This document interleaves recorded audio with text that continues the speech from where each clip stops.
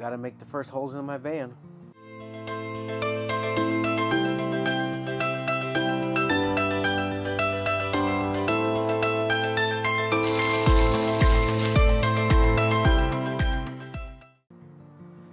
Alrighty, here are all the parts for the heater that came. The cable's over here. The wiring is a little tangled because I untangled it and moved it around and sized it up. Here's the controller right here. Fuel line, fuel pump, various nuts and bolts, the heater itself, the place I'm going to put the heater. We have the exhaust pipe, the intake pipe, little vent, and the piping, and then a couple of the clamps to clamp it on. And got to make the first holes in my van. So we'll get this thing kind of wired up, get it going, and then we'll show you how it works. All right. So the first issue I've come across is, it's going to be a small issue, but this right here spins, but it does have an Allen wrench, so I can plug it and tighten the bolt or the nut like this one. But we'll see how that goes. Hopefully it won't be an issue. It shouldn't be, but we'll see. Alrighty. I have the heater temporarily venting here. This is the gas heater underneath the passenger seat. This heater has thermostat. I've got the thermostat again temporarily up here. It's relatively straightforward. Has a button you can press to turn on. It has a set point that it'll go to. It'll turn off just like any other thermostat. And I will show you the pump installation as I put that in. So this heater is not a Wabasco or the other. It is something I've got on eBay. I just said gas heater, and on eBay they had it for $99. Brand new. And let me show you a couple things underneath real quick. Alrighty, so right here is the fuel pump, filter, and the line, and over here is the extension port that was provided that we got with the van. So we just had to plug into the extension port. We didn't have to drop the van gas tank. The fuel pump came with the rubber connector to mount to the side of the van so it won't push the vibration into the van. And I got some extra wire and I tied up there. So the last few couple of points about the heater. It was only $99. And the Wabasco was, and the other one, I can't remember what it is like $1,700. So am I a little concerned? Yeah. So I'm gonna keep my eye on it. If it fails after a year and I buy another one, it's $99. So we'll see. I will see if I can find the link where I bought it, and I'll probably go ahead and throw it in the description. I thought, well, it's $99. We'll see what happens. If it works, it works. If it doesn't, then it's only a $100 investment compared to $1,700 to $1,800 for the Wabasco or I can't remember the other brand, but you know what I'm talking about if you've looked for a heater. This is not the final solution for my heater vent. We'll probably build a little box once we get the flooring done to blow out and have a couple of different directions. The heater is very hot. It blows out very hot air, so I definitely want to have it dispersed a little bit, not just have it in one direct spot blowing. I know. The other part about it is getting it started. Did take a little bit to get the gas all the way through the line. So if you install your gas heater or you're wanting to, understand that it's going to take a little bit to prime the pump, get all the way through the line up to it, to the heater. It took, I don't know, maybe 5 or 10 minutes it kept cycling on and off and trying to get the gas there. And once it got there, it kicked on. The other thing was the exhaust line is not probably as long as I'd like it to be or where it should go. So I might end up putting an extension or something to get it out from this underneath of the van, because right now it's under the van. I don't think that's the proper place for it to be ejecting exhaust. So anyways, that's the heater. That'll allow. Good morning, everybody. It's a beautiful day in the Pacific Northwest. Today I'm going to show you the little updates I've done on Nigel getting it ready for our adventuring. What I've got done now is the floor is probably 99% done. I put in a shelf. I put in some temporary wiring, holding mounts, so that we can not have the switches flopping around. And I'll show you that here in just a second. Alrighty, so first off, the shelf.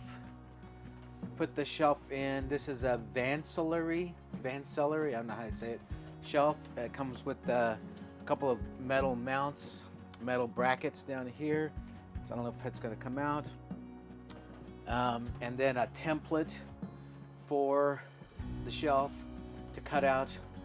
And then you can finish it however you want. We went ahead and put some padding and a little fabric that we ordered. This is gray 1 off of Amazon to kind of match, but not exactly. Jen wanted it very light, so we like how this looks. This will hold the headline or the front windshield cover. Plus, it gives us a little more storage there. I said we also worked on some temporary placement or holders for the light switches, again to keep this from flopping around while we're driving around doing some camping. I got that one there, and this one over here for the back lights, right here. It's just temporary. And then down here I have a spot for the fuse block and the circuit breaker, and this is the line for the heater. And then right now, before we bring my electric in next month in March, I just use the Anchor. I have the two 12 volt, I think they're 10 amp each, plugs to here. Since I'm not running more than 20 amps anyways right now, it's good enough for right now. And of course the floor. So let me see if I can get a better view here. So here is a mostly finished floor. I have a little bit of trim to do under the seats, which we'll look at. Some of this edge right here, I'm not so concerned because it will be behind the walls, but it gets hard to get the floor to snap in on the very edge. You can see the dog beds there already because they like to hang out with me. Got the trim back here, all this aluminum in the back, and you can see that part of the transit bed is unfloored. I see lots of people do that, but the mini cell that we got did not have, it didn't go that far, so I didn't use it. I didn't cover it, should I say. And then you can see here, this flooring, again, it's actually our house floor. It's, you can see the thickness here. It's actually, I don't know, I think it's like 7 mil or something like that, but it's 30-year warranty floor, waterproof, vinyl with pad.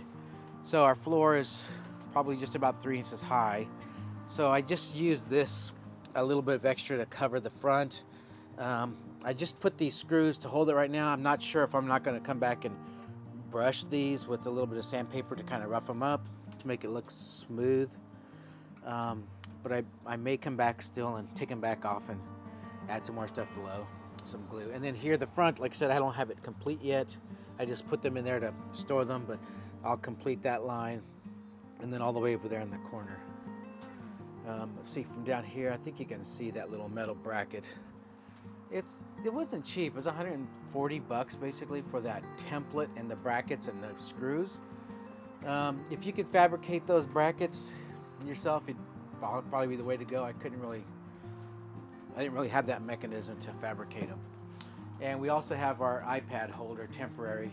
We were going to go camping last night, but we didn't get to because it's just too much rain.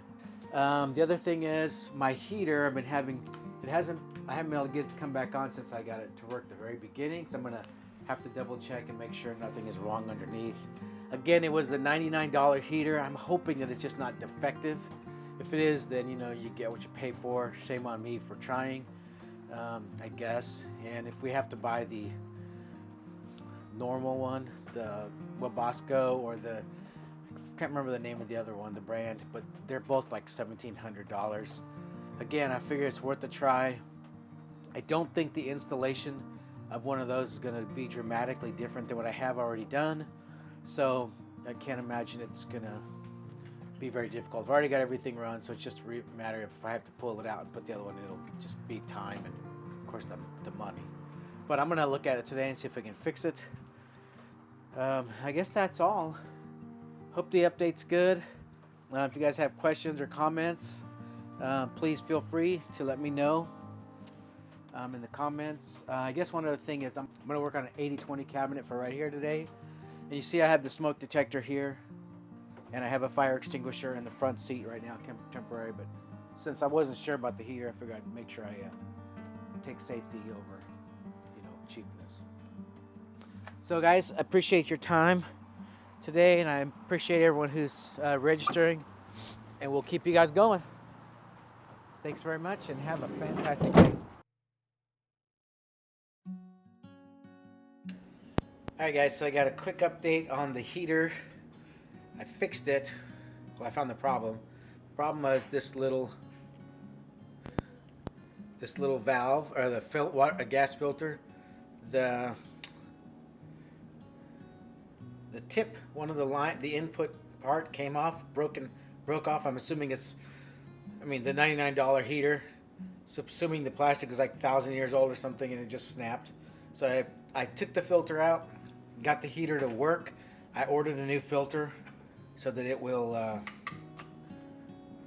be filtered. I don't really know what that gas line filter is for, but they have them. They want you to have it there, so I put it in there. I'm not going to look it up or figure it out. It's just, I'm assuming it's trying to get any debris because the pump is small and the burn mechanism is probably pretty small in the heater. But got it working, so I'm really happy. So I think this weekend we'll probably be taking the van out for a true overnight maiden camp out. We got our mattress, air mattress.